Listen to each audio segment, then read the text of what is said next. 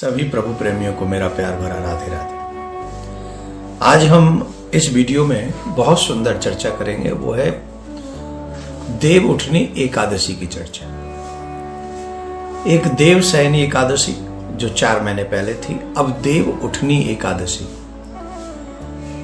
इस वीडियो में हम बहुत महत्वपूर्ण चर्चा करने जा रहे हैं। देव उठनी एकादशी के विषय में हम और क्या कर सकते हैं,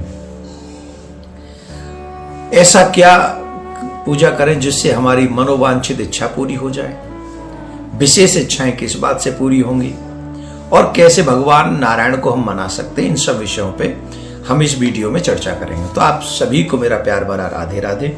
बड़े ध्यान से इसको सुनिए। देव उठनी एकादशी, जिसे हम लोग बहुत महत्वपूर्ण तरीके से मनाते हैं, सनातनियों के लिए एक बहुत विशेष महत्व होता है। एकादशी तिथि के दिन भगवान विष्णु की प्राप्ति के लिए पानी में एक चुटकी हल्दी डालें और उसे स्नान करें। साथ ही इस दिन पीले रंग के वस्त्र पहने, क्योंकि पीला रंग भगवान विष्णु को बहुत ही पसंद है। ये तो हो गया आपका स्नान और आपका वस्त्र। उसके अलावा आपको क्या करना है, उस दिन सुबह ब्रह्म मुहूर्त में उठकर पहले स्नान इत्यादि करके संकल्प कर लें। संकल्प करने के बाद में ये वस्त्र इत्यादि धारण करने के बाद में भगवान विष्णु की पूजा करें, अर्थात भगवान श्री कृष्ण की, राम की पूजा, आप जो अपने आराध्य हैं उनकी पूजा करें। तो उस दिन जो है एकादशी के दिन भगवान विष्णु को अर्थात श्री कृष्ण को पहले शंख से गाय के दूध से अभिषेक कराना चाहिए, उनका स्नान कराना चाहिए। इसके बाद गंगा जल से स्नान कराएं। ऐसा करने से व्यक्ति की आर्थिक समस्याओं को तो दूर होती है, साथ में भगवान विष्णु को बहुत प्रिय लगते हैं ये स्नान। तो हमें शंख से, गाय के दूध और पंचामृत इत्यादि से उनका अभिषेक करना चाहिए। तो आप सभी भगवान नारायण की पूजा इस तरीके से करें, फिर उन्हें नैवेद्य इत्यादि चढ़ाएं रोली से, या वैसे उनको हल्दी का तिलक लगाएं क्योंकि उन्हें वो बहुत प्रिय है। ये सब पूजा करने के बाद संकल्प लें और जो मंत्र आपके गुरुदेव ने आपको दिया है, ज़्यादा से ज़्यादा वो उस मंत्र का जाप भगवान के सामने बैठकर आप लोग करें।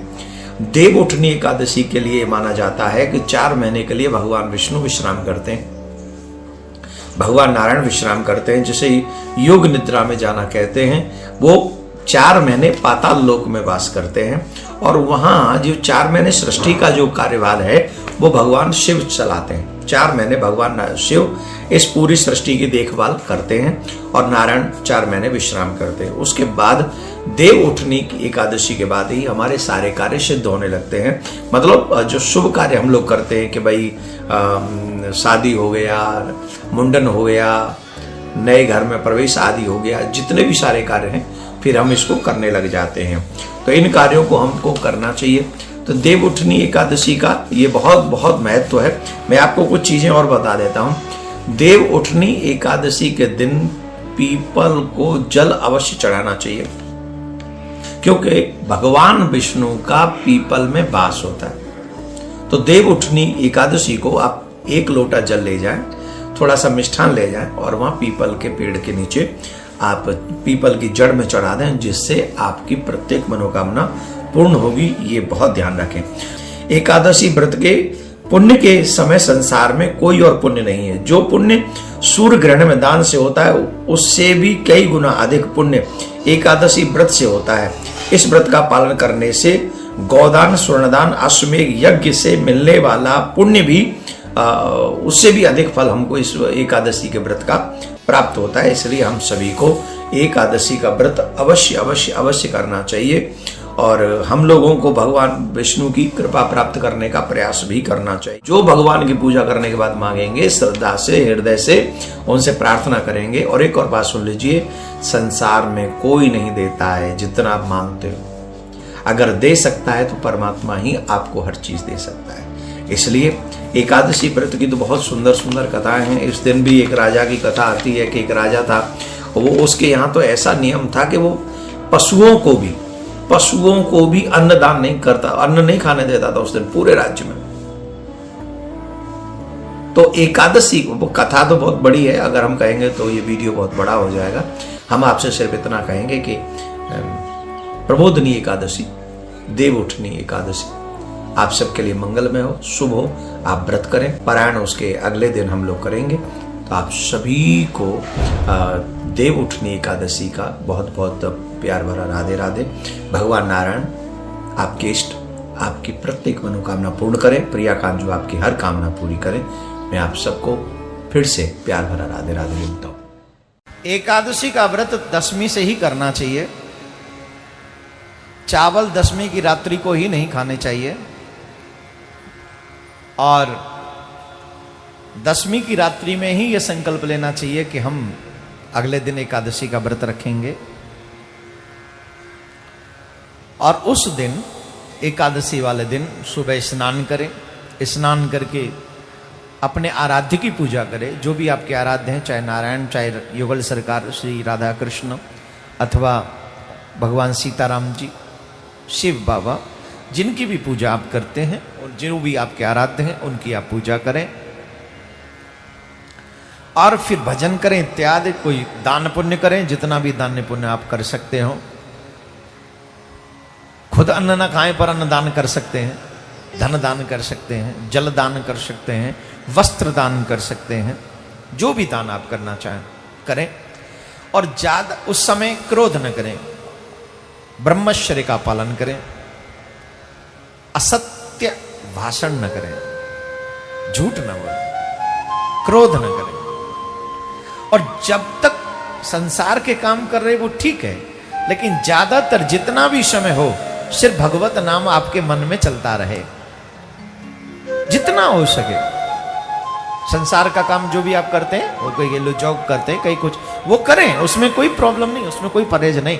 लेकिन जब आपको लगे कि अब मैं खाली हूं, तो उसी समय आपके मन में, आपके जिह्वा पे आपके आराध्य का नाम चलते रहना चाहिए। दूसरे दिन फिर व्रत जो है द्वादशी, उसमें पारायण करना चाहिए। हो सके तो ब्राह्मण को जिमा के पारायण करें। अगर ये संभव नहीं है तो भगवान को भोग लगाकर तुलसी दल से अपना वो व्रत का पारायण करें।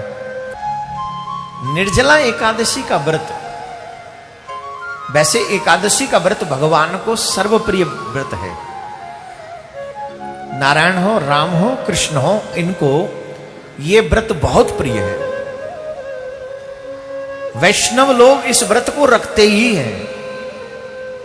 साल में 24 एकादशी होती है। अधिक मास जब आता है तो ये एकादशी 26 हो जाती है। तो 24 एकादशी का व्रत वैष्णव को रखना चाहिए। साल की सबसे बड़ी एकादशी देवउठनी एकादशी का व्रत 1 नवंबर को रखें या 2 नवंबर को। एकादशी की तिथि वैसे तो आरंभ होगी 1 तारीख को सुबह 9:12 से और समाप्त होगी 2 नवंबर को 7:32 पर। उदया तिथि में व्रत रखना श्रेष्ठ माना गया है, इसलिए व्रत 2 नवंबर को ही रखें और अगले दिन सूर्योदय के पश्चात ही पारण करें। इस दिन भगवान विष्णु निद्रा से जागते हैं, इसलिए यह दिन बहुत खास माना जाता है। अगर आप चाहते हैं कि हमारे परिवार में भगवान सबसे पहले कृपा करें, तो इस दिन मुख्य द्वार पर दोनों तरफ घी के दीप जलाएं। एक दीप पीपल के पास जलाएं, एक दीपक रसोई में जरूर जलाएं। शाम को तुलसी जी को भी दीप जलाकर लाल चुनरी जरूर उड़ाएं। 12 नवंबर को साल की सबसे बड़ी एकादशी देवउठनी एकादशी। इसी दिन तुलसी जी के विवाह का मुहूर्त भी होता है, इसलिए तुलसी का दिन है और तुलसी से जुड़े ये 5 काम आपको अवश्य कर लेने चाहिए। नंबर 1, तुलसी मैया को लाल चुनरी अवश्य बांधें। नंबर 2, पीले धागे में 11 गांठ लगाकर तुलसी जी से अवश्य बांधें और उनसे प्रार्थना करें। नंबर 3, इस दिन तुलसी जी को लाल कलावा अवश्य बांधें। नंबर 4, तुलसी जी को कच्चा दूध अर्पित अवश्य करें और दीपक जलाकर उनकी आरती जरूर करें। और नंबर 5, इस दिन भगवान कृष्ण को 11 तुलसी के पत्र अवश्य चढ़ाएं। भगवान बहुत जल्दी कृपा करेंगे।